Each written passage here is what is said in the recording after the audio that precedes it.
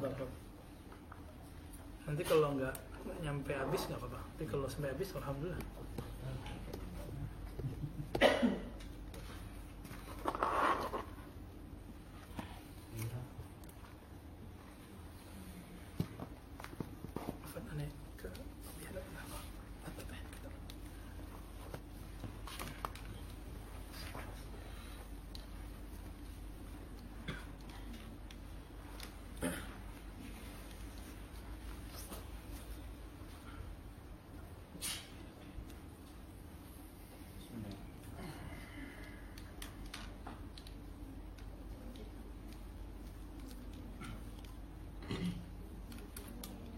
Sebelum kita membaca kitab ini, kita baca Al-Fatihah. Semoga Allah bukakan pemahaman kita.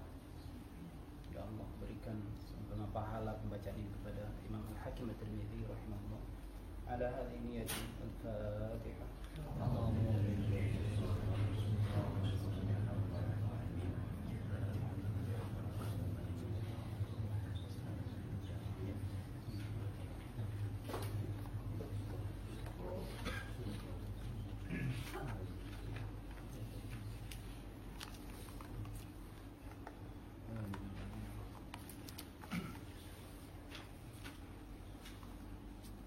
Alhamdulillahi Rabbil Alamin Alladhi hadana lihada wa ma kunna linahtadiya lawla an hadana Allah. Asyhadu an la ilaha illallah wahdahu la syarika lah wa asyhadu anna Muhammadan abduhu wa rasuluhu la nabiyya ba'dah. Amma ba'du fa inna asdaqal hadithi kitabullah wa khairal hadi hadi Muhammadin sallallahu alaihi wasallam wa syarrul umuri muhdatsatuha wa syarrul وكل محدثة بدعة وكل بدعة ضلالة وفي رواية وكل ضلالة في النار. Kita lanjut pada pembahasan Alamatul Awliya fi Zahir.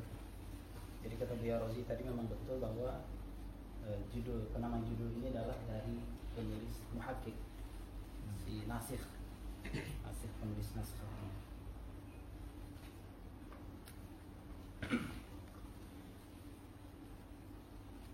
Sebenarnya iftitah dari Buya Razi tadi sudah cukup, sudah sangat yughni. Iftitahuhu yughni 'anil bayan. Iftitah beliau sudah cukup untuk kita tambahin lagi dengan penjelasan. Tapi karena beliau minta kita bacakan, ya kita bacakan. Sebelumnya kita luruskan niat kita ketika berjalan ke ribat ini, kita masuk ke ribat ini adalah untuk menuntut ilmu, mengulang-ulang ilmu yang memang mungkin kita sudah tahu. Kita ikhlaskan niatnya kepada Allah Subhanahu wa taala. Innamal a'malu binniyat wa innamal likulli imrin ma nawa. Bismillahirrahmanirrahim.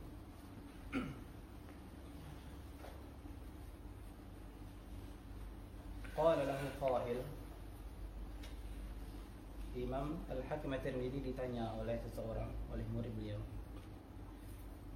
Jami'u ma wasafta min sifati ha'ula'i huwa fil batin, fahal lahum alamatun fil zahir yu'arafuna biha?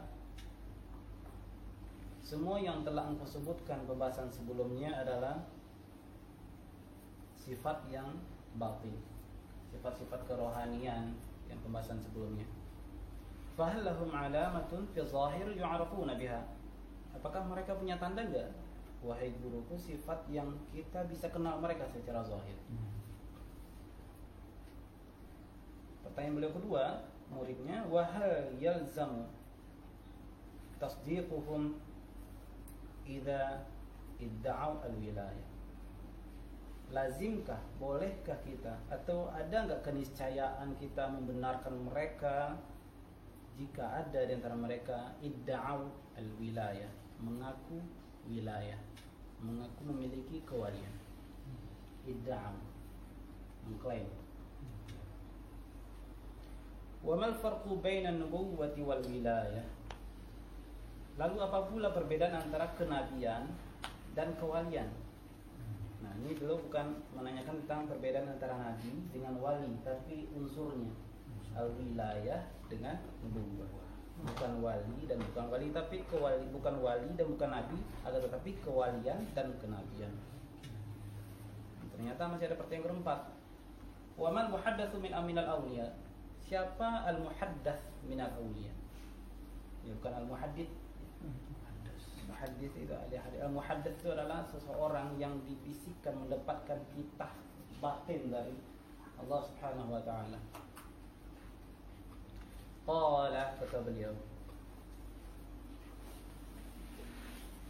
al-farqu baina an-nubuwwati wal wilayati anna an-nubuwwata kalamun yanfasilu min Allah wahyan ma'ahu ruhun min Allah.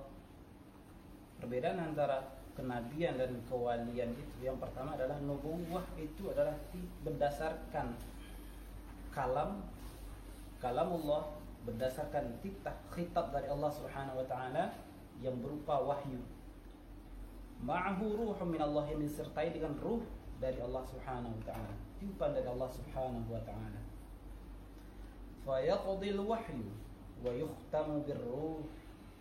Nah, para anbiya itu adalah ditentukan oleh wahyu dari Allah Subhanahu wa taala, wa yukhtamu birruh, dan diberikan tanda dengan ruh. Fihi qabuluhu, pada sisi itulah mereka diterima sebagai orang yang memiliki unsur nubuwah. Fahadzal ladzi yalzamu tasdiquhu, maka inilah yang wajib kita tasdikkan, karena dia titah langsung dari Allah Subhanahu wa taala bahwa mereka itulah nabi, mereka itulah rasul, maka wajib kita tasdik. Wa man raddahu faqad kafar li'annahu radda kalam Allah taala, karena siapa yang menolaknya faqad kafar, maka dia pasti menjadi kafir. Li'annahu radda kalam Allah. Maka ketika orang hanya percaya sampai Nabi Isa aja, tidak percaya kepada Sayyidina Muhammad, kafar sudah. Kafar karena titah dari Allah Subhanahu wa taala. Sedangkan al-wilayah liman waliyallahu hadithah ala tariqin ukhra, ala tariqin akhar, atau ala tariqin ukhra, fa'awsalahu ilaihi falahul hadithu وينفصل ذلك الحديث من الله عز وجل على لسان الحق معه السكينة تتلقاه السكينة التي في قلب المحدث فيقبله ويسكن إليه.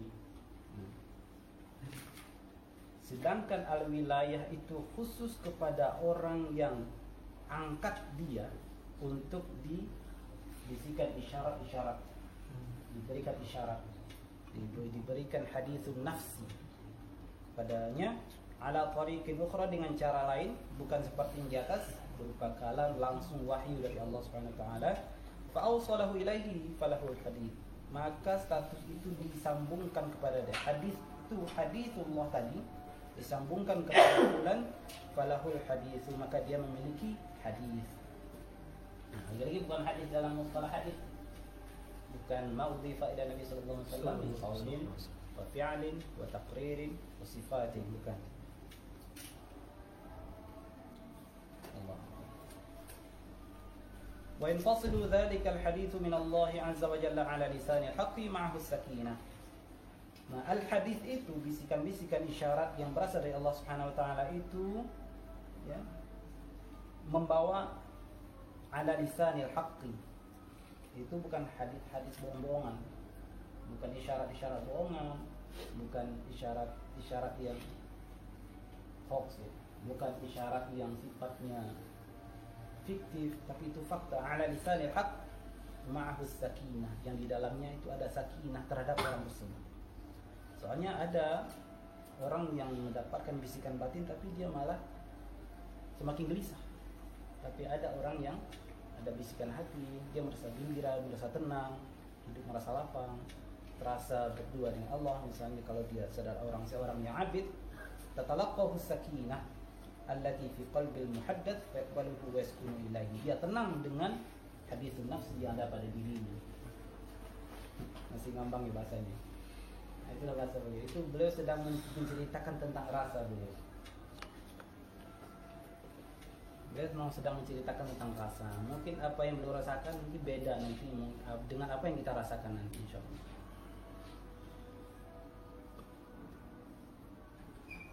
qala qail wa mal hadithu min al-kalam wa mal farqu bainahuma. Bagaimana memilah antara al-hadith dari kalam? Tadi kan kalamullah, Nabi berasal dari dititahkan dengan kalamullah. Dengan sementara para wilayah itu adalah dengan al-hadith, hadithun nafs. Wa mal farqu bainahuma? Apa perbedaan antara al-kalam dengan al-hadith yang dimaksud dalam bab ini? Beliau katakan al-hadithu ma zahara min ilmihi alladhi baraza fi waqtil masyi'ah. Fadzalika hadithun nafsi kasir. Al-hadits yang dimaksud di sini adalah sesuatu yang muncul di ketika ada hal. Beliau memberikan gambaran dengan mudah. Ketika kita punya masyiah, kehendak untuk melakukan sesuatu, untuk menuju ke suatu tempat, pasti ada bahasa di dalam hati kita ingin ke situ. Atau ada ketertarikan kita dengan suatu tempat, dengan seorang, menggerakkan hati kita untuk pergi belajar ke suatu tempat, menggerakkan hati kita untuk ziarah misalnya. Itu hadithun nafs. Sebelum tindakan itu berlaku pasti ada hadithun nafs ini ketika munculnya masyiah. Fadzalika hadithun nafsi kasir. Itu mirip dengan kasir. Wa innama yaqa'u dzalika al-hadithu min mahabbatillahi ta'ala li hadzal 'abdi fayamdi ma'al haqqi ila qalbihi fayaqbaluhu al-qalbu bis-sakinah. Al-hadith, hadithun nafsi, bahasa hati, bisikan hati, isyarat hati itu muncul dari mahabbatillah, dari cinta yang Allah berikan kepada hambanya. Ini sebulan itu yang diberikan status sebagai al-wali, yang memiliki al-wilayah. Fayamdi ma'al haqqi ila qalbihi. Al-hadithun nafsi itu yamdi ma'al haqqi ila qalbihi, membawa kebenaran yang masuk ke hatinya sehingga hatinya bisa tenang, sakinah, fayaqbaluhul qalbu bis sakinah. Makanya ada ungkapan ala inna awliya al-Qur'an, ala inna awliya Allah la khaufun 'alaihim wa la hum yahzanun. Karena memang udah sakinah. Karena mereka ahlu zikir. Kalau mereka sudah ahlu zikir, zikirnya sudah mendarah daging, ruhnya sudah berzikir kepada Allah, maka mutmain, itmi'nan, ala dzikrillah tatma'innul qulub. Yang mereka itulah yang betul-betul merasakan itmi'nan hakikat itu gimana. Kalau kita memang ketika berzikir memang ada itmi'nan, ada rasa tenangnya. Ada rasa tenangnya kita berzikir, tapi kadang setelah zikir hilang lagi. Bisa lagi nyari. Jangankan kita, bahkan para sahabat Rasulullah SAW, ketika sudah lepas dari majlis Rasulullah SAW, ada yang curhat ketika kami datang pulang ke rumah lepas dari Rasulullah SAW. Rasa zuk bersama Rasulullah tadi, ketika bersama Rasulullah kita merasakan hadirnya akhirat, hadirnya segala yang indah-indah bersama Rasulullah tiba-tiba hilang. Ternyata Abu Bakar pun curhat. Ternyata Abu Bakar cuma merasakan demikian. Maka muncul hadis yang masyhur itu ketika kata Rasulullah, seandainya kalian bisa menjaga kondisi ketika berada di sampingku, maka niscaya malaikat pun akan menyalami kalian. Jadi sahabat pun merasakan naik turunnya di posisi. Apalagi kita. Bahkan tanpa diiringi maksiat pun terkadang kita bisa alfa dari manisnya zikir, bisa lepas manisnya zikir dari kita, apalagi kita iringi dengan maksiat. Saya pernah beberapa hari, 2 atau 3 hari ketika berzikir pun nggak merasakan manis sama sekali. Biasanya kalau zikir, hentakan pertama zikir, satu kalimat pertama itu langsung terasa manisnya, langsung manis. Tapi pernah 2 atau 3 hari paksa zikir, hambar gitu, hambar, nggak ada rasa sama sekali, mantul, kayak nggak ada faedahnya. Introspeksi, ada yang salah, ternyata saya ingat ini buat diaktibar ya, bukan buat dicoba-coba juga. Satu kali ada teman nginap di tempat saya di belakang Masjid Fatullah. Nginep malam itu, orang azan, ya kita berangkat ke masjid, dia masih tidur. Bisikan hati apa? Ternyata dia gak sholat jamaah di masjid. Munafik. Nah, itu ujiannya. Kalau kita nggak hati-hati, kita jangan-jangan bisa ngeluarin hadis itu. Tanda-tanda munafik itu berat baginya sholat subuh di masjid dan isya. Kalau kita nggak hati-hati, hadis itu sebetulnya kan bukan untuk diri kita, bukan untuk nembak orang lain. Oke, ternyata saya pulang dari masjid, akhirnya buka pintu, terkunci. Nggak lama nanti dia datang dari masjid. Oh ternyata dia ke masjid. Berarti tadi sudah keluar. Jadi Selama sholatnya 3 hari sejak itu saya nggak merasakan zikir. Ambar. sholatnya ingat dia. Sholatnya ingat. Betapa kotornya sholat kita pada waktu itu. Sholat subuh ya waktu yang mulia, tapi kita bawa dengan membuat kotoran di waktu yang suci. Nah intinya jangan coba-coba lah kalau harus seperti itu. Jadi cukuplah sebetulnya kisah-kisah pahitnya maksiat yang disampaikan oleh para ulama dalam kitab, itu jadi iktibar bagi kita jangan coba-coba. Ternyata saya sendiri pernah jatuh dalam hal seperti itu. Betul-betul Allah balas gitu. Oke, selama ini Anda zikirnya enak, ketika zikir itu bisa nangis, ketika zikir itu bisa seakan-akan lenyap dalam zikir. Oke, sekarang mantul ambar, habis itu sholat nggak rasa enak sampai 3 hari. Akhirnya dia minta maaf sama orang itu, sama teman ini.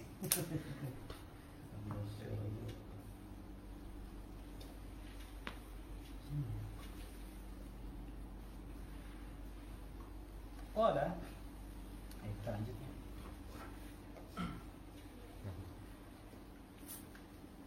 Faman radda hadza lam yakfur. Nah, beda dengan nubuwah, orang yang rad yang menolak wilayah lam yakfur.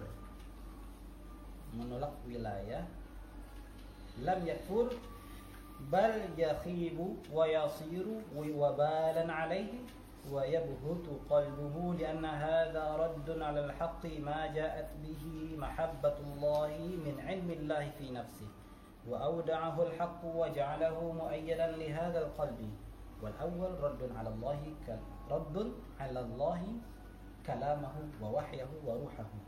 Nah, beda dengan nubuwah. Kalau nubuwah secara zahir langsung benar. Meskipun pada menolak nubuwah wilayah fil batin itu tetap juga bisa kufur juga, tapi secara zahir enggak.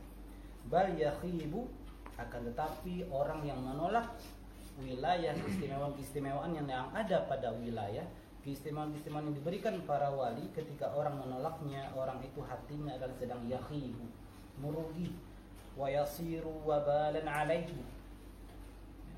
Beban itu, penolakan itu menjadi beban bagi dirinya.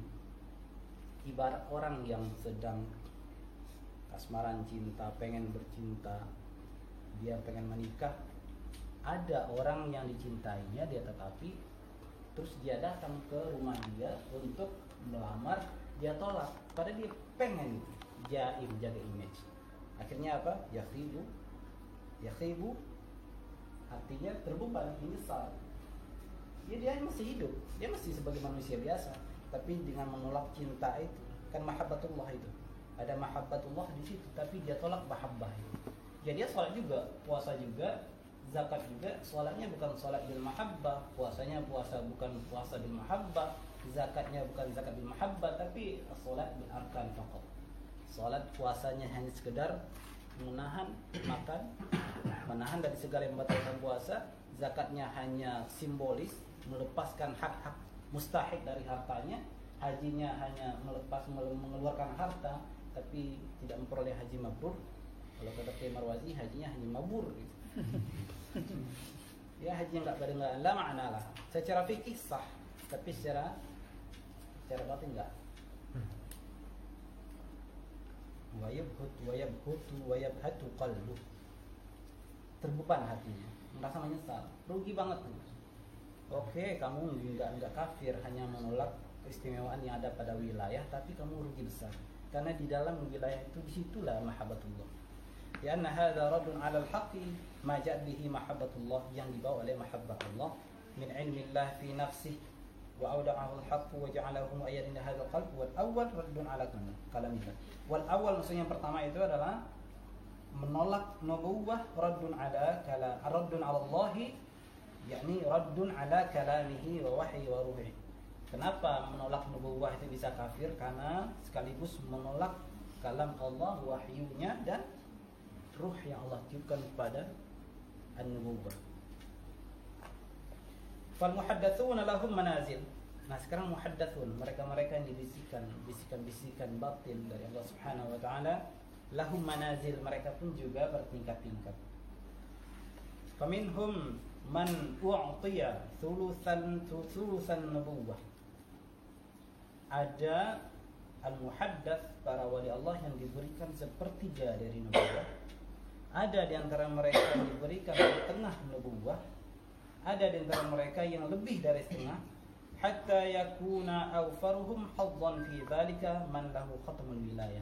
Sampai ada wali puncak yang mencapai khatmul wilayah. Kalau pembahasan yang kemarin itu istilah kalau nabinya sudah sampai telinga, ini puncak walinya di pundak. Dikit lagi, kalau Allah kehendaki mungkin dia bisa jadi nabi. Cuman Allah menutup nabi pada Sayyidina Muhammad.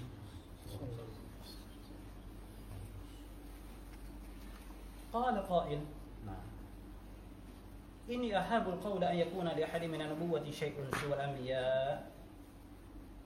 Nah, ini muridnya bertanya. Aku merasa ahabu ini asta'azimu, merasa aneh. Kenapa bisa? Kok ada pada diri seseorang ada unsur nubuwah, tapi dia bukan nabi. Tadi kan sebutin ada sepertiga nubuwah, ada pada dirinya, ada setengah, ada yang lebih. Kok bisa?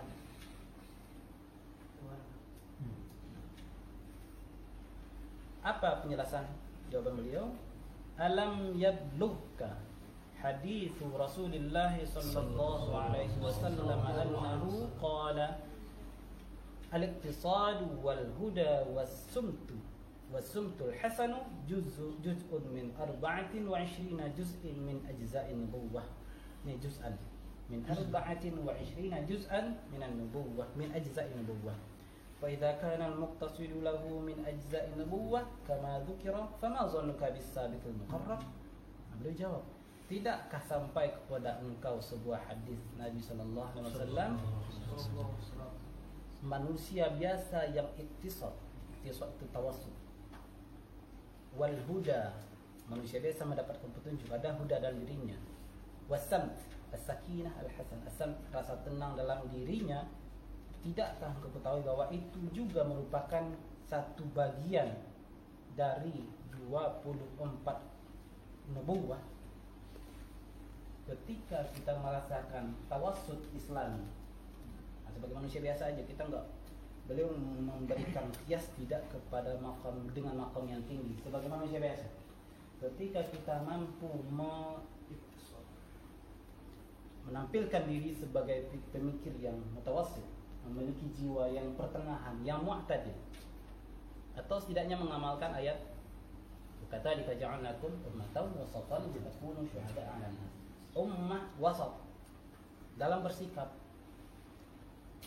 pemikiran, politik, bahkan misalnya berpendapat masalah hukum, iktisad, ditambah lagi ada huda yang ada dalam diri kita, petunjuk yang ada dalam diri kita, dan ketenangan yang ada dalam diri kita, itu hakikatnya adalah serpihan-serpihan dari 24 kenabian. Fa idza kana al-muqtasid, ketika si muqtasid saja, seorang biasa yang mu'tadil, mutawassit, itu memperoleh ajza' an-nubuwah sebagaimana disebutkan, fama dhannuka bis-sabiqil muqarrab, maka bagaimana pendapatmu tentang as-sabiq al-muqarrab? Orang yang as-sabiq di sini seperti dari hadis sabaqal mufarridun.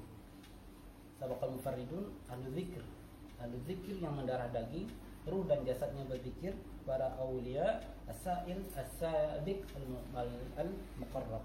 Orang yang lebih dahulu dari manusia-manusia lainnya, lebih dekat kepada Allah, as-sabiq.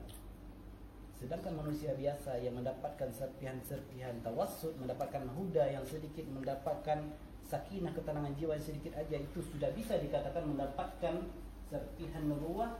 Bagaimana lagi orang yang lebih daripada itu, as-sabiq al-muqarrab.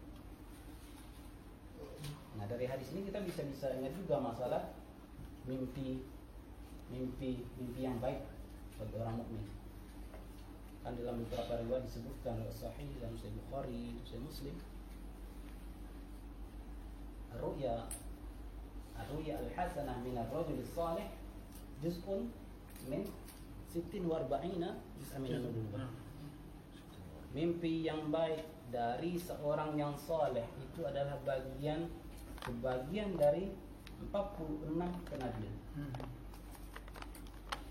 Ar-ru'ya al-hasanah min ar-rajul as-salih juz'un min 64 bin 46 juz'an min an-nubuwah. Oh, rajul dong ya? Oh enggak. Ar-ru'ya as-salihah min al-mu'min, ru'yatul mu'mini juz'un min 46 juz'an min an-nubuwah. Ini mukmin, lebih umum. Berarti perempuan, laki-laki, dua-duanya masuk. Nah, mimpi saja itu adalah bagian dari nubuwah. Jadi kita tidak perlu heran kenapa ada manusia biasa, bukan nabi, kok bisa dikatakan ada unsur nubuwah dalam dirinya. Enggak bakal sampai kepada status nabinya. Bukankah sifat jujur yang ada pada diri kita ketika kita mau jujur itu adalah sifat kenabian juga?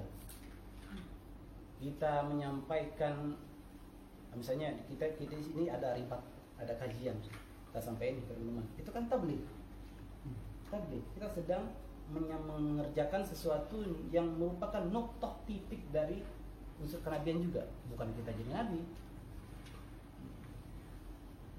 Nah, maka tidak perlu heran ketika ada manusia-manusia biasa, dia bukan nabi tapi seakan-akan diberikan sesuatu yang persis dengan nabi. Jadi ar-ru'ya hasanah, mimpi itu kan dalam keadaan jaga. Kita hidup mutawassit, kita hidup mendapat petunjuk, kita hidup ketika mendapat keterangan dalam keadaan zahir saya sudah mendapatkan serpihan kenabian, bagaimana dalam keadaan mimpi pun sudah mendapatkan itu. Apalagi kalau mimpinya dengan mimpi Nabi Sayyidina Muhammad itu juz'un fawqa juz'in min an-nubuwah, di atas setelah juz' nubuwah. Man ra'ani fil manam Man ra'ani fil manam fasayarani fil yaqظah. Wa man ra'ani fil manam faqad ra'a al-haqq. Lianna syaitana la yatamatsalu bi. Siapa yang melihatku dalam mimpi maka dia adalah sedang melihat al-haqq. Betul, yang dilihat itu memang betul itu Nabi. Man ra'ani fil manam faqad ra'ani.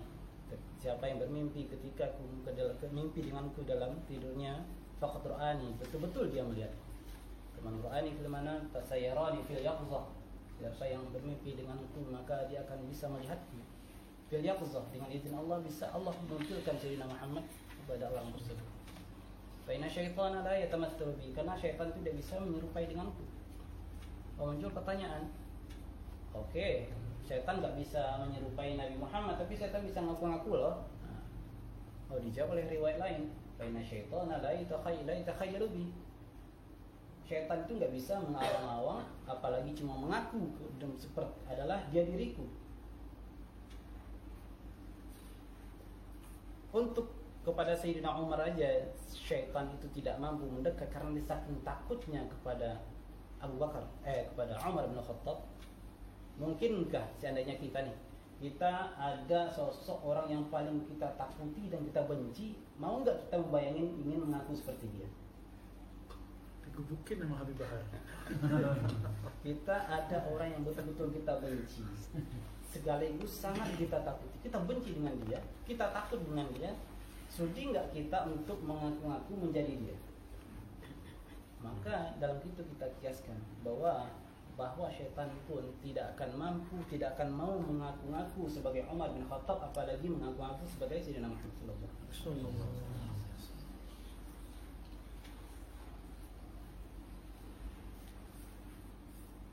Jadi kebaikan yang diperoleh dalam keadaan jaga, kebaikan yang diperoleh dalam keadaan tidur itu juga adalah serpihan-serpihan tersebut.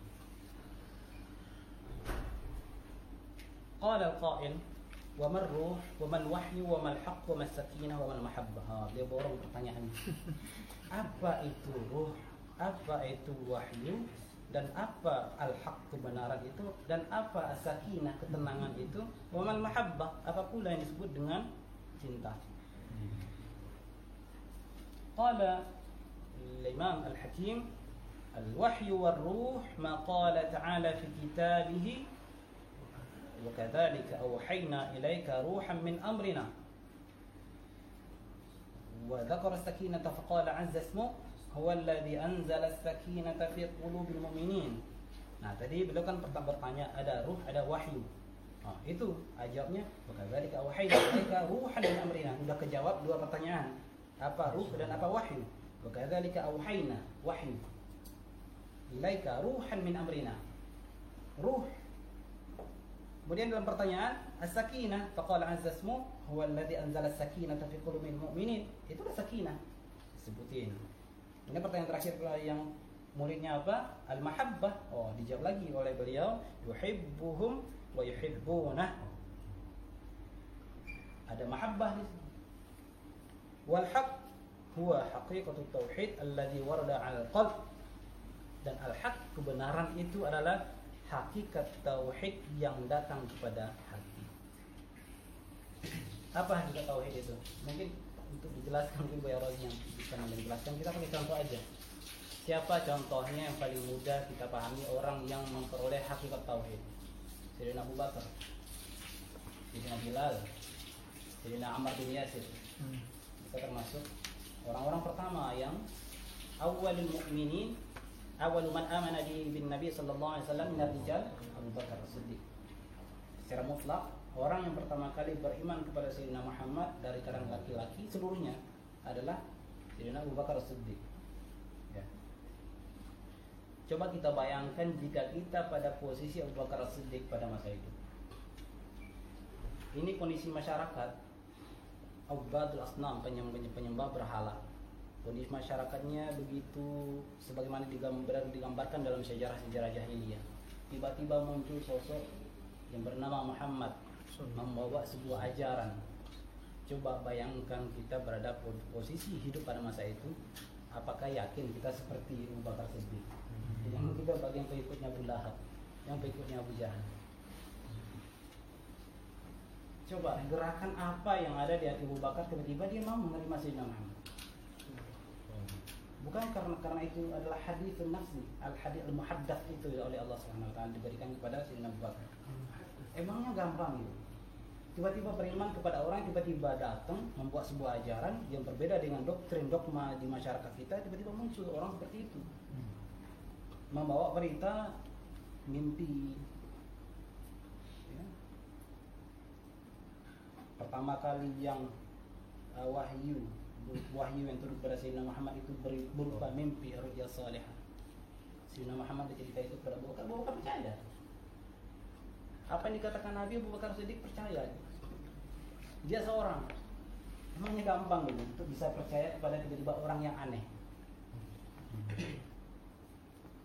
Sayyidina Bilal untuk mempertahankan iman sampai disiksa. Ammar bin Yasir sampai terpaksa mengaku kafir secara lisannya, illa man ukriha wa qalbuhu mutma'innu bil iman, sampai Al-Qur'an turun untuk menyanjung dia, untuk membela dia. Kecuali orang yang dipaksa tapi hatinya tetap tenang dengan keimanan karena disiksa, itu mempertahankan imannya. Ammar bin Yasir. Tiba-tiba kita memperoleh iman sekarang nih, iman gratis.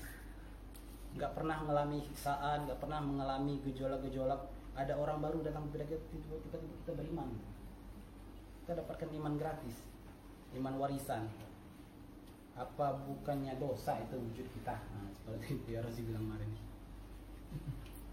Nah, ini ketika Imam Ibn Arabi menafsirkan ayat-ayat terakhir dalam surah Al-Baqarah, wa'fu anna waghfir lana, waghfir lana waghfir dzunuba wujudatina li'annaha min akbaril kaba'ir. Dosa wujud kita di dunia ini, dengan wujud kita aja, wujud kita ini merupakan dosa besar. Kenapa dosa besar? Kita nggak pernah berjuang kok tiba-tiba beriman gitu. Nggak pernah berjuang tiba-tiba diberikan hadiah keimanan oleh Allah Subhanahu wa taala. Nah, beliau menampilkan sebuah saja Ibnu Arabi idza qultu ma adnabtu laqalat mujibatan wujuduka dzambun la yuqasu bihi dzambun. Masya Allah. Kata Ibnu Arabi, seandainya aku berkata aku nggak pernah kok membuat dosa, laqalat mujibatan, maka seakan-akan ayat itu akan menjawab pernyataanku tadi, wujuduka dzambun la yuqasu bihi dzambun. Wujud Anda itu sudah merupakan dosa, yang mana dosa itu tidak bisa dikiaskan dengan dosa apa.